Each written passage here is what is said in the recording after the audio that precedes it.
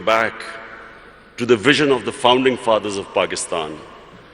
And what the founding fathers of Pakistan envisaged was a state based on the principles of the first Islamic state of Medina.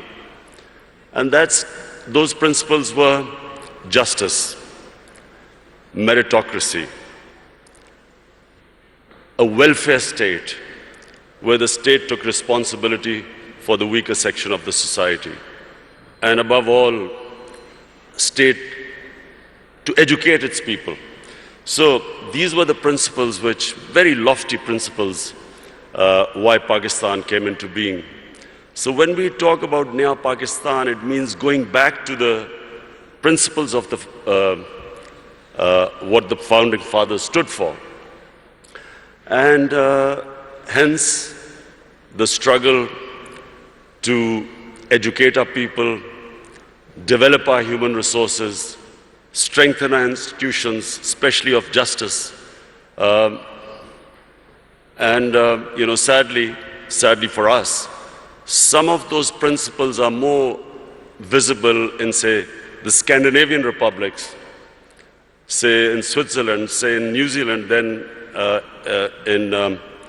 in Pakistan, what was supposed to be an example for what an ideal Muslim state was supposed to be.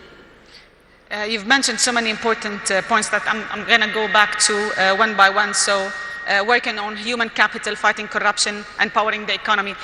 Walk us through the economic agenda of your government now. Well, we have been in power for 60 days. We have inherited two big deficits: fiscal deficit, current account deficit. And so the immediate concern for our government is to increase our exports. We need to increase our exports because we have shortage of foreign reserves because of our current account deficit. We need to get more remittances through the banking channels because there are about 8 to 9 million Pakistanis who work abroad, who are living abroad. So we need to bolster our foreign exchange reserves, immediate improvement in exports, giving incentives to the exporters, getting Pakistanis to send remittances through the banking channels, because then we would have enough dollars. At the same time, clamping down on money laundering. It's a problem in most of the developing world where the money leaves the country through illegal channels, and then create the opportunities for investment. So these are the immediate measures we have been taking in these 2 months. Obviously, to get through this difficult period, we're looking for loans. And that's actually my next question, because with such an ambitious agenda, you require resources. How does your government plan to overcome the existing financing gap? Are we talking about loans, IMF program? What are the options you have on the table? Well, whatever reforms we do today, the impact will be in maybe 3 months, 6 months, a year's time. So right now we need to have loans to go through this difficult period of repaying or servicing our debts for our imports. So we are talking to both IMF, and also we are talking to friendly governments that we could go through this difficult period to get loans. So you might be applying for another IMF program? Yes, we're talking to the IMF. What we are hoping is that we can do a bit of both, get some loans from friendly governments, at the same time get a loan from the IMF, and so to go through this period which we feel we have a tough period for the next 3 to 6 months. I'm going to go back to the point you mentioned in your first answer. So during your victory speech, your main point was fighting corruption in Pakistan and powering the economy. How is your government aiming to ensure transparency so you can revive the investors' confidence in Pakistan and investing in Pakistan? Firstly, Lubna, you must understand that corruption is what makes a country poor. Corruption is the main difference between the developed world and the developing world. Countries are not poor because they lack resources. For instance, Congo has so many resources. It's one of the most resource-rich area in the world, as opposed to Switzerland, which comparatively hardly has any resources. The difference is that what corruption does is, it does two things. One, it destroys state institutions. When the ruling elite is corrupt, it can only make money by destroying all those institutions that are check and balance in the way of corruption. And secondly, corruption diverts money from human development to mega projects which give mega kickbacks, which leave a country indebted. So Switzerland is one of the most prosperous countries in the world because it has very good governance, it has strong state institutions, and it uses the money to develop its human resources. So in Pakistan, the challenge is, how do we strengthen our institutions enough to make it impossible for people to be corrupt, or corruption at a level which is manageable? And secondly, divert the resources to develop our human resources. This is the challenge of Pakistan. So what we've been trying to do since we've been 60 days in power is to strengthen the state institutions, develop meritocracy. The reasons why state institutions get destroyed is because cronies have been put in key positions, who then, once there is no meritocracy in a state institution, and there's no rule of law, the state institutions do not prevent anyone from stealing money from the country. So this has been the main agenda of our party. And then secondly, to prioritize institutions that will help the exporters. So hence we have made all the laws at the moment to help our exporters. Unemployment also is a main concern for you. You've been very concerned about youth unemployment, training youth to be able to find jobs and creating jobs. Tell us more about the agenda in that particular field. Pakistan has 100 million people below the age of 35. Yes. Now, in one way, that's a huge opportunity. But secondly, it is a big pressure on the government to find employment for this young population. We have embarked on a very ambitious program. Pakistan has 10 million shortage of houses. So we have embarked on this program that in the first 5 years, we will build 5 million houses. And so hence creating all the conditions, removing all the red tape that comes into the housing sector. Also, of course, trying to attract foreign investment for this housing. At the same time, apart from the housing, what we are trying to do is create the enabling environment for investment. One of Pakistan's strengths are the overseas Pakistanis. We have, as I said before, 8 to 9 million Pakistanis working abroad. We have, if we create the enabling environment, we will then be able to attract their investment. If you see the growth of China and India, one of the biggest, the first people who invested were the overseas Indians and overseas Chinese who came back. So we have this big resource lying outside Pakistan. Our main effort is to create the enabling environment, make it easy to do business, the ease of doing business, cost of doing, bringing down the cost of this and attracting this investment. Speaking of China, you've always spoke about how good China is in bringing 700 million people out of poverty. And I think the China-Pakistan economic corridor, or what you call CIPEC, is being debated a lot lately. I would like to understand more about it from a Pakistan angle. First of all, let me just say two things about China, which for Pakistanis is very attractive. One is that China is the only country in human history which brought out 700 million people out of poverty in 30 years. Secondly, China has in the last 5-6 years really clamped down on corruption. In the last 4 years, I think they convicted about 415 government ministers in corruption cases.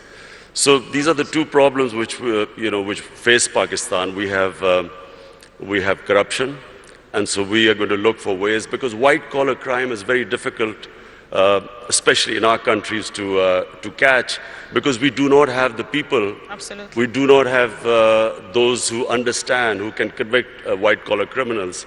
So we are going to get help from China. And secondly, all the ways, the way they have brought this huge amount of humanity out of poverty. So poverty alleviation is the second thing which we learn from China, and I'm going there next month. So we hope to, we've already asked the Chinese government to help us in these two areas. CPEC is a great opportunity for Pakistan. CPEC connects us to China, which is one of the biggest markets. Because of CPEC, we are developing Gwadar, which is, after Singapore, the second deepest port. And because of CPEC, we are developing these special economic zones where we will invite investments from all over. So hence, provided we get our governance structure right, CPEC is a great opportunity for Pakistan. And actually that leads to my second question, that this whole collaboration with China, how can it help Pakistan bring more international investors? Well, simply because China is a huge market. Secondly, the CPEC is this route which connects us, China, right down to Gwadar. So we have all this opportunity with these special economic zones to invite people. It gives a great opportunity for investment. And remember Pakistan's strategic position. It is sitting next to two of the biggest markets, India on one side, China there, and then of course, inshallah, when peace returns to Afghanistan, then we have this all the way to Central Asia. So Pakistan is strategically probably one of those countries blessed. It is placed in one of the great positions in the geography of the world. And actually, I would like to comment on this point, because rightly so, like Pakistan is very well placed to connect Central Asia, Middle East, China, and the Eastern markets. Do you have a plan to leverage on that natural advantage? The plan is to create the enabling environment in Pakistan so that we can attract investors. Not just foreign investors, not just overseas Pakistani investors, even our own investors who, unfortunately, because of our poor governance system, were not really investing in Pakistan. We didn't even give them enough incentives, and I'm talking about Pakistani investors. So we are restructuring our duty structure. We are our tax incentives. We are restructuring everything so to incentivize people to invest. What are the sectors that you think investors would be more interested in Pakistan? Minerals. There are vast amount of mineral wealth lying in Pakistan. Coal. We have one of the biggest coal reserves in the world. We have copper reserves, one of the biggest copper reserves. Zinc. We have a lot of areas of gas which have not been explored at all. But then we have tourism. You see, Pakistan is one of the most diverse countries in the world. Pakistan starts with alpine in the north. We have alpine climate. And then from the highest, which is the second highest mountain in the world, which is K2, we go on to the sea. We have 12 climatic zones on the way. So we have, tourism has exploded in Pakistan. Our infrastructure cannot cope with the tourists. So that's one of the biggest opportunities to invest in our country. And then we have three types of tourism. We have religious tourism. North of Pakistan was the center of the Buddhist civilization. We have the oldest civilization in the world, which is the Indus Valley civilization in Mohenjo-daro, Peshawar is one of the oldest living cities in the world, 2,500 years old. Lahore also one of the ancient cities. So Pakistan is a diverse country. It's unfortunately because of the war on terror, last 13, 14 years we had turmoil where tourism disappeared. But in the last 2 years we have all records of tourism have been broken in our country. So that's a great area to invest. So you've mentioned 2 points, tourism and energy. You've spoken enough about tourism and what should happen and how the investment should be. But on housing is also, of course, 5 million houses we are building. That's another area we're expecting investment from abroad. Let me talk about energy, because I think finding a sustainable fuel and gas supply by investing in Pakistan's own production is vital for your economy. What's your plan to reducing energy dependency and really inviting international investors and local investors to invest in that particular field? You see, we have hardly had any investment in our mineral resources. And one of the reasons, as I said again, in the last 15 years, was this war on terror, where we became the center of terrorism, suicide attacks, and so investors would not come to Pakistan. Then we had last 10 years very poor governance, corruption. We did not give enough incentives for investors to come to our country. Now, thanks to our security forces, our intelligence agencies, Pakistan has controlled terrorism. It's within Pakistan now, we have really clamped down on terrorism. It's very secure. We still have problems, terrorism coming from Afghanistan, but that's why we are hoping that these peace talks, hopefully peace talks between Taliban and the Americans, we hope that once Afghanistan settles, then not only will there be no terrorism within Pakistan, but then we have this access all the way to Central Asia. So we did not have investment coming into gas, into other minerals, because we had turmoil in our country. Now with peace and stability, we have people coming in. We have some of the big giants in the energy sector now showing interest. In fact, in December, I think Exxon is coming in Pakistan. They're coming back to Pakistan. And also we want to give incentives for the people in the investors in the energy sector to come and invest in our country. Your Excellency, from here, from the FII, what message do you want to give the world about Pakistan? The message is that Pakistan is a country with great potential.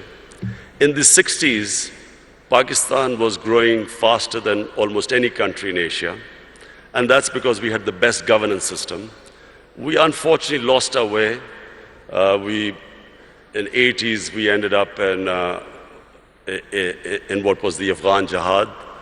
We then had remnants of the Afghan Jihad throughout the 90s. 9/11, post 9/11, we suffered from terrorism.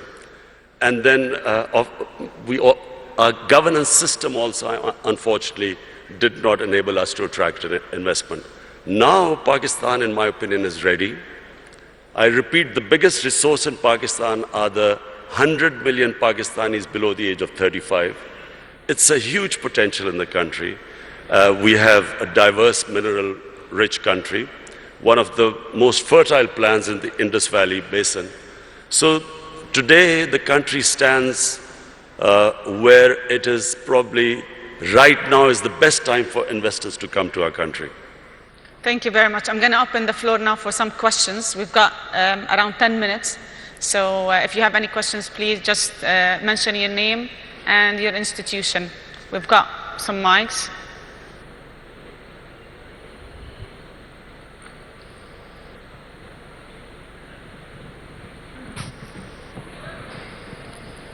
I think I was very comprehensive. We've got so many questions. Can we just pass the mics, please?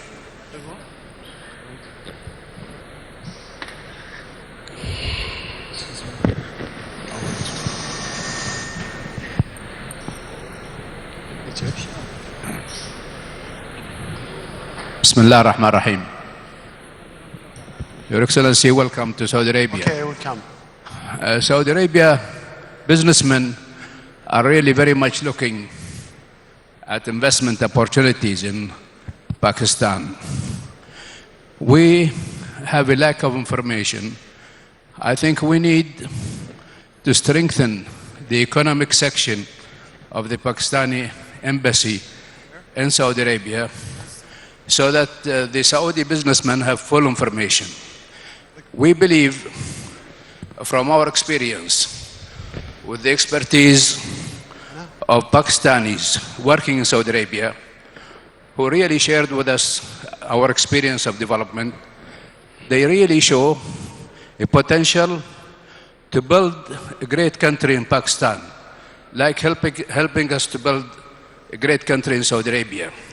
So we are looking forward to get more information about Pakistan because many Saudi businessmen are interested for investment in Pakistan. Thank you. Thank you. I have spoken to His Highness Prince Salman, and he is already organizing businessmen from Saudi Arabia to come to Pakistan to invest. So we look forward.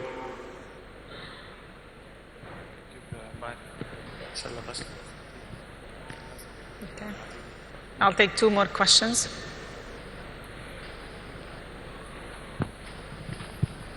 Okay. Hi Imran, I'm Vikram from Tech Mahindra. Very inspirational talk. You did mention about 100 million people below the age of 30. And you mentioned about minerals and oil and gas. Don't you think information technology also could be an avenue for Pakistan? Yes, Vikram. Information technology could be one area where we could not only improve our exports, but also provide employment to our young people.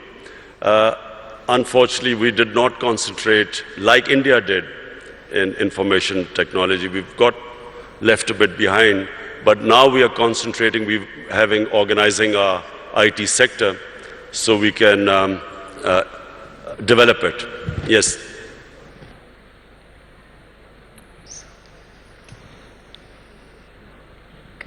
Assalamu alaikum, Khan Saab. My name is Kashif Khan. I'm a private equity and investor from the Middle East. My question to you is, a lot of investors have invested previously in the past into Pakistan economy. The biggest challenge they have is exiting out of those investments. How this government will facilitate the previous investors to exit, which will give more confidence to the future investors? Well, Kashif, I have my team here. Our chairman of board of investment is here, our finance minister, our commerce minister. The whole idea is in Pakistan right now is how to make it easier for people to invest, the ease of doing business. We are already working on it, trying to remove all impediments. In fact, we are now about to develop a one-window operation for investors that anyone who wants to invest in Pakistan, he will just be able to contact one point where they can contact, and any problems they are having, we will remove. So we are now determined that the only way the country can go forward and we can provide employment to this young population is by helping the investors. And you will find things improving by the day. So we will have one more question before we wrap up. Heather Henyan from Mindshift Capital. Hello.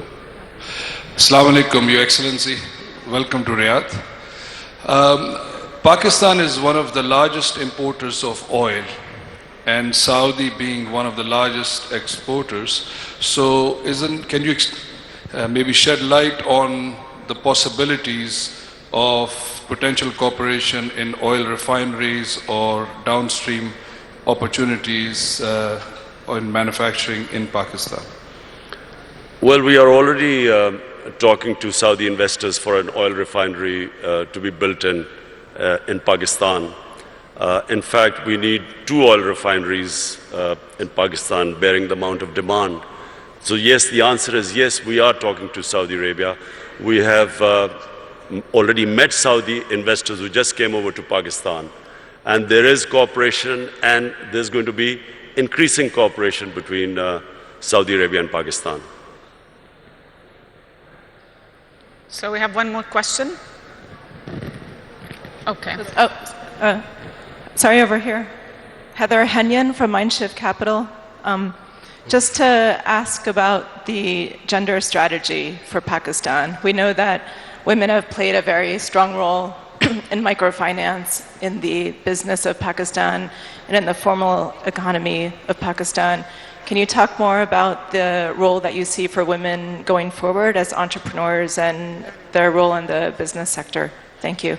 The most important thing at the moment for our government is to ensure that we raise a female literacy in our country. Unfortunately, in literacy we have got left behind in the subcontinent, but specifically female literacy. So you can only empower women really if you educate them.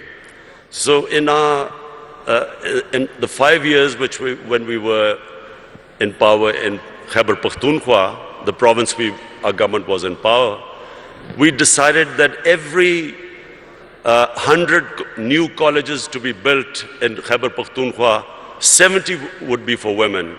Similarly, in primary, all primary education schools which we were going to open, out of 100, 70 would be for women. So that's number one.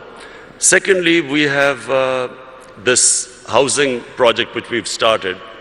We are, at the bottom tier, we are doing microfinance for the poorest of the poor. This is affordable housing. And for the poorest of the poor, we are introducing microfinance. And there also we are involving women because we find that they are always in microfinance, they always pay back the loans much better than the ratio which men pay back. But apart from that, we're trying to do something which sadly hasn't happened in Pakistan. Women do not get their inheritance rights, which is mentioned in the Sharia. In Pakistan, in rural areas, women don't get their rights. So also financially empower them by ensuring that they get their inheritance rights. So, we've got another question, please. Mr. President, this has been Hindi from Dubai, UAE. You have a great neighbor next to you, which is India, and they have great potentials to be a great partners with you.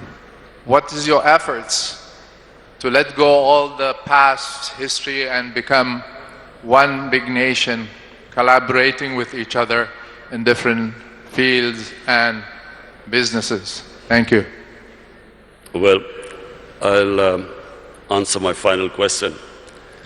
Look, one thing Pakistan needs more than any other country right now is peace and stability.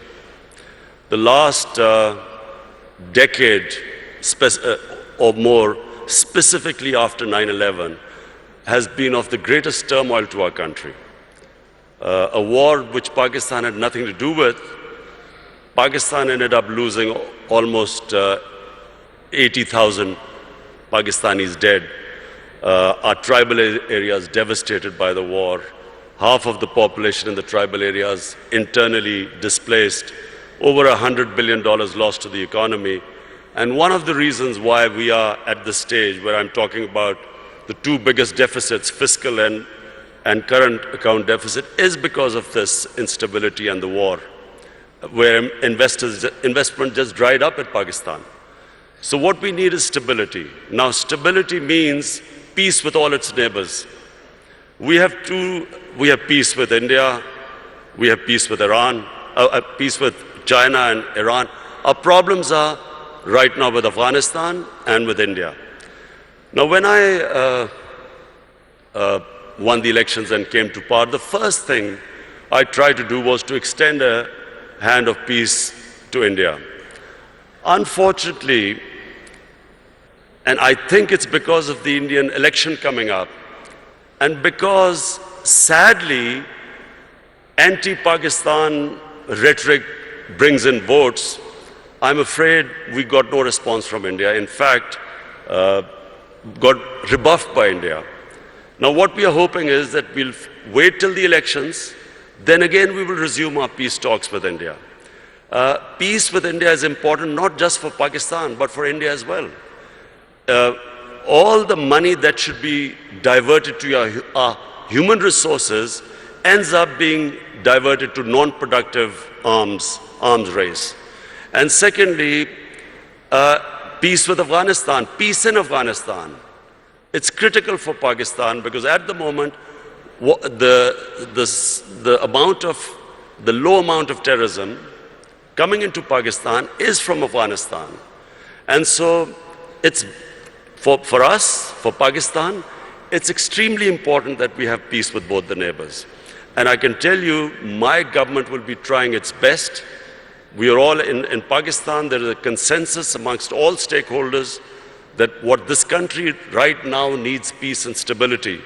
And only peace and stability will allow us to bring in investment to most of all, to alleviate poverty, give employment to our young population. So we will wrap it here. Thank you very much for joining us, and thank you for sharing with us all this. The Prime Minister of Pakistan, thank you.